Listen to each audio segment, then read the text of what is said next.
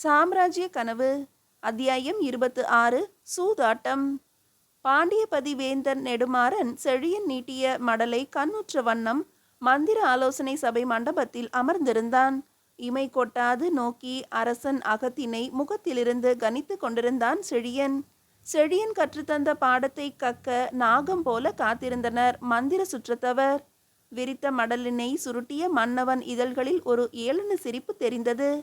செழியா, கல்லிடை நார் உரிக்க நமக்கு சொல்லோவியம் தீட்டியிருக்கிறான் வில் சுமப்பதை விடுத்து விலங்கு சுமக்கின்ற சுமடன்.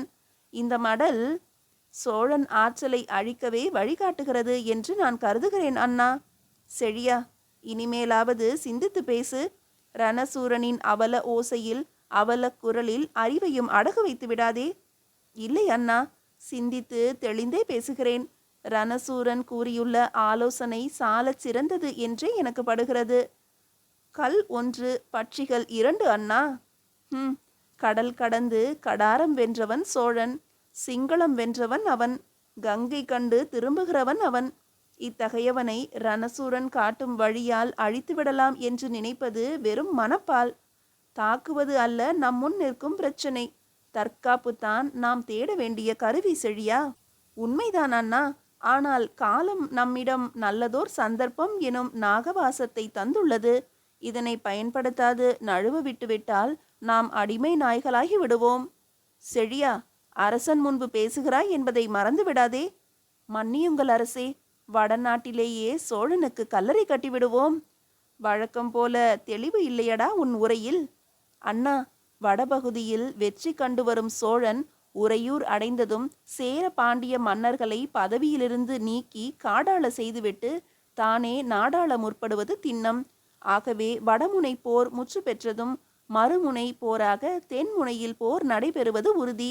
ஆகவே நாம் முந்திக்கொண்டால். அவன் படைமாட்சியை மறந்துவிட்டாயா செழியா? கிஞ்சிற்றும் மறக்கவில்லை அண்ணா. ஆகவேதான் அவன் படைகளை பனிப்பாறைகளின் மீது மோதிய களமாக்க வழி சொல்கிறேன். சோழன் பெரும் படையுடன் ஒருவரை ஒருவர் அடுதல் எனும் நெறியை கையாள நமக்கு இடமில்லை. ஆகவே ரணசூரன் காட்டும் வழியே நல்ல வழி. இன்னும் எனக்கு விளங்கவில்லை செழியா. அண்ணா, தங்களுக்கு எதுவுமே ஆரம்பத்தில் விளங்குவதில்லை. இன்று நாம் வாளாவிருந்தால் அவன் முன்பு கங்குல் வந்த பின்பு எரியும் கைவிளக்காவோம். வலம் வரும் வாளாக மாறினால் நாளை அவன் மரண கீதம் பாடும் மன்ன பறவை. இன்றைய தயக்கம் நாளைய நமது அழிவு அண்ணா. ஆம், அரிமா போல வரும் அவன் நம்மீது பாய்ந்து நிச்சயம் அழித்து விடுவான். செழியா, போர்க்களம் என்பது பொற்கொடி மாதர் கோட்டம் அல்ல. அண்ணா, நான் களம் காணாதவன் அல்ல.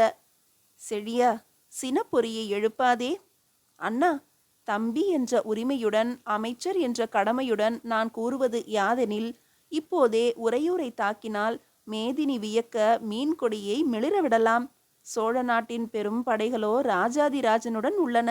எஞ்சிய படைகளோ ராஜாதிராஜனை வரவேற்க ராஜேந்திர சோழனுடன் கோதாவரிக்கு சென்றுள்ளன. ஆகவே உறையூரை இலகுவாக கைப்பற்றிவிடலாம். ரணசூரன் கூறும் இந்த திட்டம் அறிவின் வாய்ப்பட்டது. மேலும் உறையூர் வீழ்ந்த செய்தியினை அறிந்து உடனே ராஜேந்திரன் திரும்பினாலும் வடுகர் நாட்டு நதியான கிருஷ்ணாவை கடக்கும் போது நள்ளிரவு ஆகிவிடும். அங்கே நமது தளபதி இளமாறன் மறைந்திருந்து அவர்களை எதிர்பாராத விதமாக தாக்கினால் சின்ன பின்னமாகிவிடும் சோழர் படை. முதலில் சோழனை கொல்வதற்கான ஏற்பாடுகளை நான் செய்து விடுகிறேன். மற்றவர்கள் ஊதி தள்ளிவிடலாம் அண்ணா.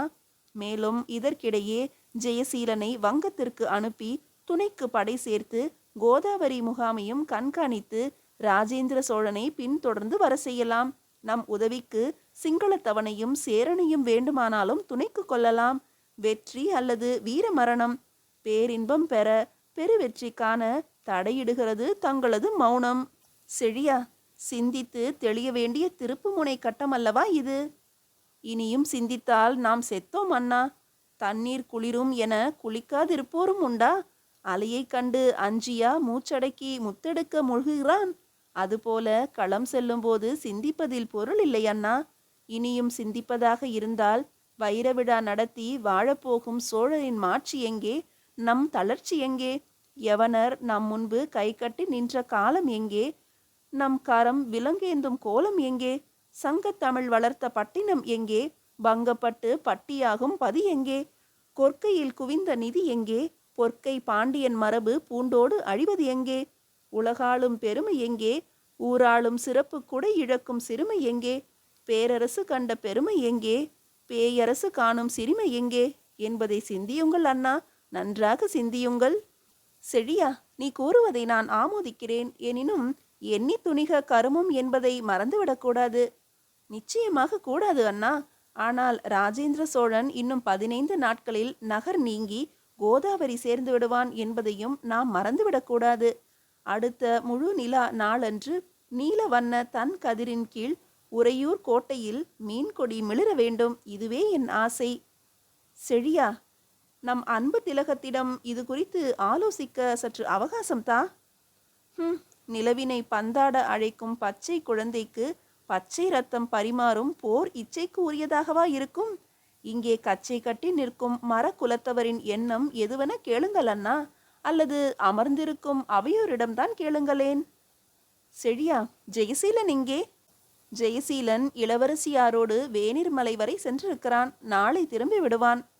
நல்லது. மந்திர சுற்றத்தவர் அனைவரும் செழியனின் கருத்தையே ஆமோதிக்கிறீர்கள் என்பதை உங்களது முகம் காட்டுகிறது. ஆம் அரசே, ஒருமுகமாக ஆதரிக்கிறோம். செழியா, ராஜேந்திரனின் தளபதி ராஜாதிராஜன் சாமானியன் அல்ல. உலாவும் வேல், களத்தில் புயல். ஆனால் செழியன் முன்பு முயல். பெருவெள்ளம் நான், சிறாரின் மணல் வீடு அவன், ஆடிக்காற்று நான், அவன் அகல் விளக்கு அண்ணா. நல்லது. அங்கனமாயின் போருக்கு ஆவன புரிக. ரணசூரனின் திட்டமும் உனது ஆற்றலும் அவனுக்கு விடுதலையும் பாண்டிய நாட்டிற்கு சிறப்பும் தேடி தருமானால் எனக்கு மகிழ்ச்சிதான். படை விளங்கும் பண்புடையோரை துணை சேர்த்துக்கொள். போர் முரசு ஒலிக்கட்டும், வெள்ளமென திரளட்டும் தமிழர் கூட்டம் என்றான் மன்னன். அரசவை கலைந்தது.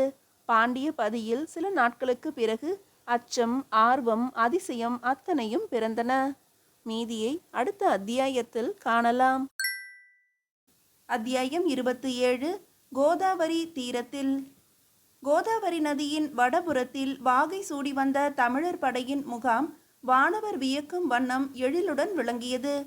வண்ணக்கோலம், பன்னொளி, ஆடல் விளைவித்த சிலம்பொலி, வீரர்களின் சிரிப்பொலி இத்தனையும் மிகுந்து காண காண களியாட்டமாக இருந்தது அந்த இடம். பசுமை சோலையின் உட்புறம் பச்சை கடலின் வான வில்லின் வண்ணங்கள் பணிந்தார் போல காட்சி தந்தது.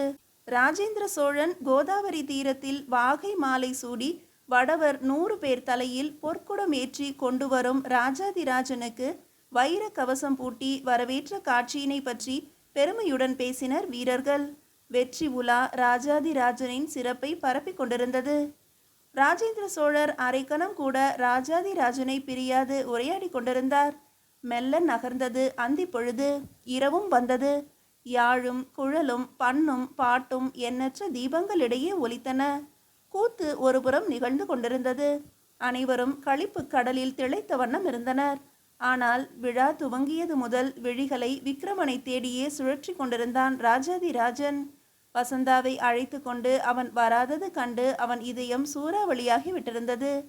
பொற்கோப்பையில் கனிரசம் ஊற்றி பருகிய வண்ணம் இதயம் அசைய எழில் விளக்கென திகழும் இளம் பாவையர் ஆட்டத்தை கண்டு மகிழ்ந்து கொண்டிருந்தான் ராஜாதிராஜனுடன் இருந்த மன்னன். மனதை இழந்தவன் போல ஆடும் மான்விழி மாதரை மறந்து அண்மையில் கூவிடும் குயிலை நோக்கிய வண்ணம் இருந்தான் ராஜாதிராஜன். அந்த நேரத்தில் வெளியே விக்ரமன் காத்திருக்கிறார், தங்களை காண என்றான் சேவகன். மன்னனிடம் விடை கேட்டு பதிலுக்கு காத்திராது பாய்ந்து ஓடினான் தளபதி. ராஜாதிராஜன் வெளியேறும்போது காவல் தலைவன் பெருவழுதி, தலைவர், கைதிகளில் பலர் கூடாரத்திலிருந்து வெளியே உலாவ விரும்புகின்றனர், அனுமதி தரவா என்று வினவினான். தடையின்றி உலாவ விடு, ஆனால் தப்பிவிடாது நோக்கிக்கொள் என்று கூறி விக்ரமனிடம் விரைந்தான். விக்ரமா, எங்கே வசந்தா? ஓராண்டுக்கு பிறகு தோழனிடம் தளபதி கேட்ட முதல் கேள்வி இதுதான். பொறுங்கள் வீரரே, இங்கு என்ன பேரின்ப உலகம் இறங்கிவிட்டது போலல்லவா தெரிகிறது என்றான் விக்ரமன். பொறுமையை சோதிக்காதே விக்ரமா என்று விக்ரமனை பின்தொடர்ந்தான் ராஜாதிராஜன். இருவரும் எழில் மிதக்கும் இன்ப சிற்றாறு ஓடும் கரை அருகே வந்தனர். விக்ரமா, நான் கேட்பது என்ன, நீ உரைப்பது என்ன என்று கர்ஜித்தான் தளபதி. தளபதியார் இத்தனை நேரம் கேளிக்கைகளை ரசித்தும் கூட போர் வெறியை ஆற்றிக்கொள்ளவில்லை போலும் என்றான் விக்ரமன்.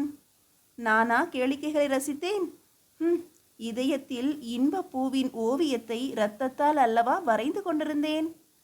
அதுதான் தண்ணீர் பட்ட பாடாயிற்றே என்றான் விக்ரமன். ராஜா, வசந்தாவை நீ மறந்துவிட வேண்டும் என்று அவளே சொல்லிவிட்டு மறைந்து விட்டாள் என்றான். மேலும், ஆ, மறக்கவா சொன்னாள்? ஆமாம் விக்ரமா, ஆம் எனும் சொல் கொண்டு நெஞ்சில் நெருப்பாணி அடித்தது போதும். என்னால் பொறுக்க முடியவில்லை. வேழத்தின் தந்தம் தந்த ரணத்தினை ஏற்றது இந்த மார்பு. வேல் பாய்ந்ததையும் தாங்கிற்று இந்த மார்பு. வில் விடுத்த சரத்தின் வேகத்தை கூட பொறுத்தது என் நெஞ்சம். ஆனால் உன் சொல் கொடியது விக்ரமா, மிகவும் கொடியது. விழுப்புண்பட்ட உடல் மீது இட்டு உயிர் சோர வைக்க கொப்பளிக்கும் கனல் ஏந்தி உடல் சோர ஏன் வந்தாய் விக்ரமா? எழிலால் ஏரடித்து விழிமொழியால் நீர் பாய்ச்சி காதல் வரப்பொதுக்கி காமப்பயிர் விளைவித்து முத்தமிழ் வேலி கட்டி இல்லை எனாது முல்லை முறுவலுடன் முத்த பரிசளித்து மூவேந்தர் நாடாளவா ராஜா என்ற முத்து கொடியாளை நான் மறக்கவா? நினைத்தாலே அஞ்சும் அஞ்சும் என் ஆறுயிரும் அஞ்சும். ஆம், இனி உயிரை துறக்க வேண்டியதுதான். பதை பதைத்தான் ராஜாதிராஜன். அமைதி அவனை விட்டு அகன்றது. அச்சம் என்பதையே அறியாதவராயிற்றே தாங்கள் என்று ராஜாதிராஜன் முன்பு வந்தாள் இளவரசி. அன்பே என்று பொன் சிரிப்புடன் தாவினான் தளபதி. கிளைகளில் பேச்சரியா இரு கிளிகளின் கோவை பழ உதடுகள் கூடின. இடம் விட்டு ஓடினான் விக்ரமன். மீதியை அடுத்த அத்தியாயத்தில் காணலாம்.